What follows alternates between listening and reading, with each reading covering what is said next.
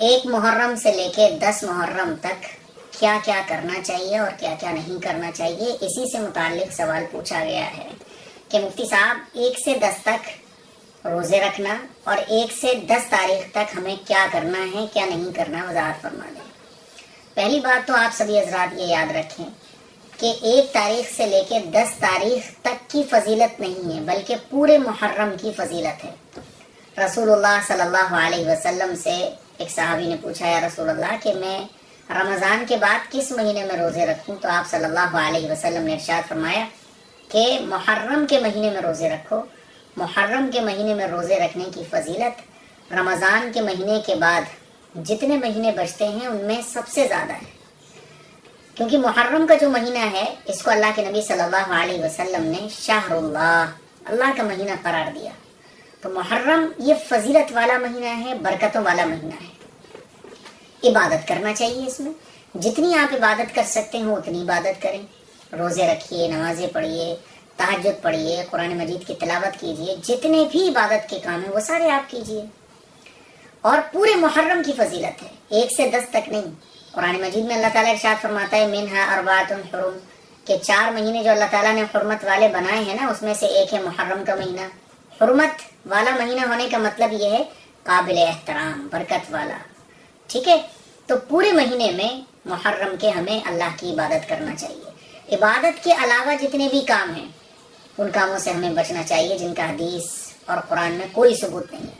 جیسے کہ لوگ بتاتے ہیں کہ 1 محرم سے لے کے 10 محرم تک یہ وظیفہ کر لو اور بسم اللہ اتنی بار لکھو پرچے میں، اور یہ نمازیں پڑھو خاص خاص، اس طرح سے غسل کرو۔ تو یہ جتنی بھی طرح کی چیزیں جن کا قرآن و حدیث سے کوئی ثبوت نہیں ملتا، بس چل رہی ہیں، لوگ ان کو فالو کر رہے ہیں، ایسی چیزوں سے ہمیں بچنا چاہیے۔ بات سمجھ آ رہی ہے؟ عبادت کے جتنے بھی کام ہیں وہ آپ کیجیے۔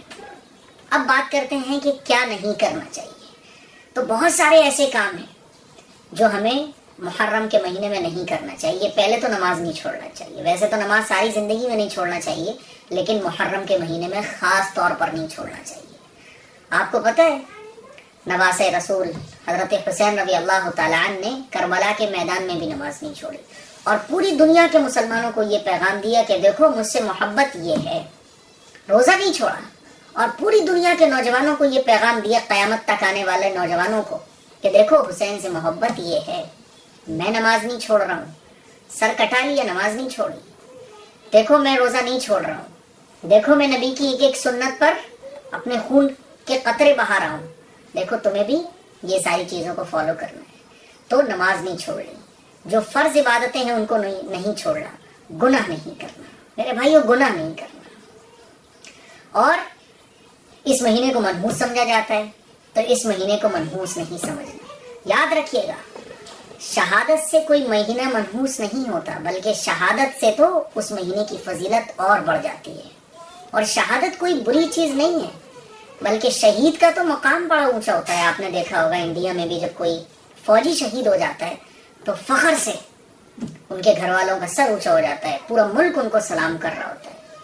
تو نواسۂ رسول صلی اللہ علیہ وسلم تو شہید ہوئے نا، اللہ کی راہ میں شہید ہوئے، حق کے لیے لڑتے ہوئے شہید ہوئے، دشمنوں کو منہ توڑ جواب دیتے ہوئے شہید ہوئے، اور انہوں نے جھوٹ کے آگے سر نہیں جھکایا، سر کٹا تو دیا لیکن جھکایا نہیں۔ تو یہ تو بڑے ایمان کو تازہ کرنے والی بات ہے، یہ تو ایمان کو مضبوط کرنے والی بات ہے۔ اس سے کوئی مہینہ منحوس تو نہیں ہوتا نا۔ شہادت تو مسلمانوں کی تاریخ ہے، مسلمانوں کی پوری ہسٹری شہادت سے بھری ہوئی ہے۔ ہر پل، ہر دن اور ہر مہینے کسی نہ کسی کی شہادت ہوئی ہے، کوئی نہ کوئی شہید ہوا ہے۔ اگر ایسے آپ منحوس مانو گے تو ہر دن منحوس ہو جائے گا، کیونکہ ہر دن کسی نہ کسی کی شہادت ہوئی ہے۔ تو اسی لیے شہادت سے یہ مہینہ منحوس نہیں ہوتا۔ ہاں، اگر آپ کو حضرت حسین رضی اللہ تعالیٰ عنہ سے محبت ہے، اور کسے نہیں ہوگی، ہر مسلمان کو محبت ہوتی ہے، تو محبت کا تقاضا یہ ہے کہ ان کی چیزوں کو اپنایا جائے۔ وہ جن چیزوں سے محبت رکھتے تھے ان سے محبت کی جائے، وہ جن چیزوں سے نفرت کرتے تھے ان چیزوں سے نفرت کی جائے۔ صحیح ہے؟ بات سمجھ آ رہی ہے؟ بچے مانگنا شروع کر دیتے ہیں، جیسے ہی تعزیے سبیل کے واسطے، تعزیوں کے واسطے، اور گھر گھر جا کے بچے چندہ کرتے ہیں۔ تو ہم بچوں کو کیا سکھا رہے ہیں؟ ہم بچوں کو ہاتھ پھیلانا سکھا رہے ہیں، بھیک مانگنا سکھا رہے ہیں، ہم بچوں کو ابھی سے ان کی عادت خراب کر رہے ہیں. جو عمر ان کی کتابیں پکڑنے کی ہے، جو عمر ان کے قرآن سیکھنے کی ہے، جو عمر ان کی رسول اللہ صلی اللہ علیہ وسلم کی تعلیمات سیکھنے کی ہے، حافظ، عالم دین، ڈاکٹر، انجینئر بننے کی ہے، ہم ان بچوں کے ہاتھوں میں کٹورا پکڑا رہے ہیں اور کہہ رہے ہیں جاؤ بیٹا سبیل کے واسطے مانگ کر لاؤ. اللہ کے نبی صلی اللہ علیہ وسلم نے تو یہ فرمایا کہ اوپر والا ہاتھ اچھا ہوتا ہے نیچے والے ہاتھ سے. ہم بچوں کو کیا سکھا رہے ہیں؟ مانگو. تو اپنے بچوں کو بھیک مانگنے کے لیے، چندہ مانگنے کے لیے، سبیل کے واسطے، تعزیے کے واسطے، اس کے لیے بالکل نہیں بھیجنا. ٹھیک ہے؟ تو اس سے بچنا ہے، کیونکہ یہ آپ بچوں کو بگاڑ رہے ہو. ایجوکیشن حاصل کرو، علم حاصل کرو، بچوں کو کچھ قابل بناؤ. ٹھیک ہے؟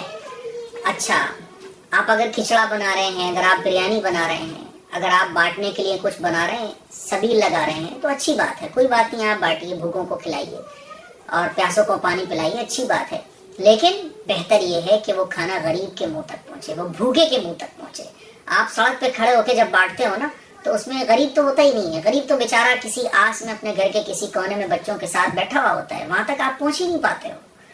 تو وہ جو کھانا آپ بنا رہے ہو نا، وہ غریب کے منہ تک پہنچاؤ، کیونکہ رسول اللہ صلی اللہ علیہ وسلم نے ارشاد فرمایا کہ غریب کو کھانا کھلانا ثواب ہے. اچھی بات ہے، آپ کھانا کھلاؤ، کھچڑا کھلاؤ، بریانی کھلاؤ، شربت پلاؤ، لیکن وہ غریب تک پہنچے. اور بہتر یہ ہے کہ جتنے روپے میں آپ یہ ساری چیزیں بنا کے کھلاؤ گے نا، کتنے لوگ ایسے ہیں جو ہاسپٹل میں بیمار پڑے ہیں، ان کا پیمنٹ کر دو. کتنے لوگ ایسے ہیں جو دواؤں کے لیے ترس رہے ہیں. ہر ایک کو کھانا نہیں چاہیے، کسی کو کپڑا چاہیے، کسی کو دوائیاں چاہیے، کسی کو کھانا بھی چاہیے. اب وہ کھانا بریانی نہیں کھانا چاہتا، وہ چاہتا ہے کہ بھیا مجھے 2 وقت روٹی مل جائے، میرے بچے بھی بھوکے ہیں. تو اس کے گھر آپ راشن رکھ پاؤ. تو صرف یہ نہیں ہے کہ آپ بس روڈ پہ کھڑے ہو گئے، کھلانا شروع کر دیا، بلکہ وہ کھانا غریب کے منہ تک پہنچے.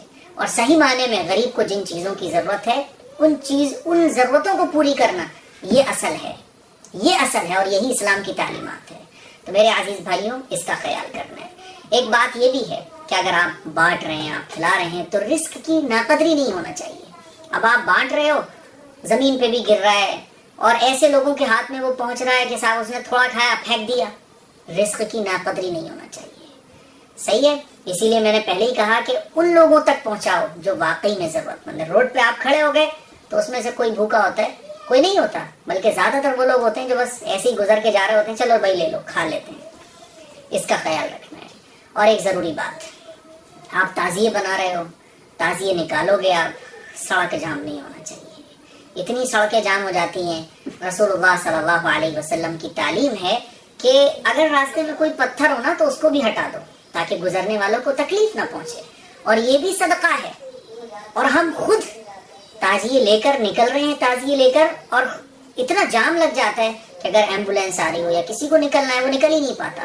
تو جو اسلام لوگوں کو راحت اور آرام دینے کے لیے آیا تھا، وہی اسلام کو فالو کرنے والے لوگوں کے لیے مشکل بن جاتے ہیں. اس کا خیال رکھنا ہے. آپ نکالو سائڈ سے، کسی کو تکلیف نہیں پہنچنا چاہیے.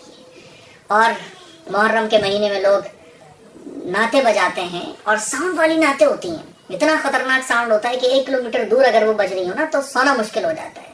یاد رکھیے گا، قرآن کی تلاوت بھی اتنی آواز سے کرنا جس سے سونے والے کی نیند ٹوٹ جائے.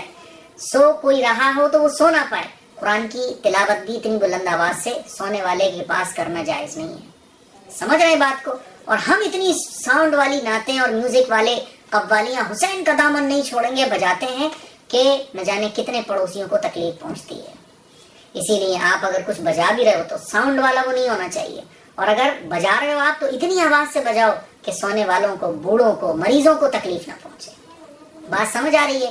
اب صاحب نعت بجائی جا رہی ہے، حسین کا دامن نہیں چھوڑیں گے، اور سارے وہ کام ہو رہے ہیں جو حضرت حسین رضی اللہ تعالیٰ عنہ کی تعلیمات کے، ان کے مزاج کے، ان کی طبیعت کے سارے خلاف تھے. تو میرے عزیز بھائیوں، محبت اصل یہ ہے کہ ان کی چیزوں کو اپنایا جائے، جو وہ کرتے تھے اس کام کو کیا جائے. اب تعزیے لے کے آپ نکل رہے ہو، آپ سبھی لگا رہے ہو، آپ شربت بانٹ رہے ہو، آپ کھچڑا بانٹ رہے ہو، نمازیں آپ کی چھوٹ رہی ہیں، تو یہ کوئی فائدے کی چیز نہیں ہے. سوائے وبال کے کوئی فائدہ اس کا نہیں ملے گا. کیونکہ دین وہ ہے جو اللہ چاہتا ہے، جو اللہ کے رسول چاہتے ہیں. دین وہ نہیں ہے جو میں چاہتا ہوں.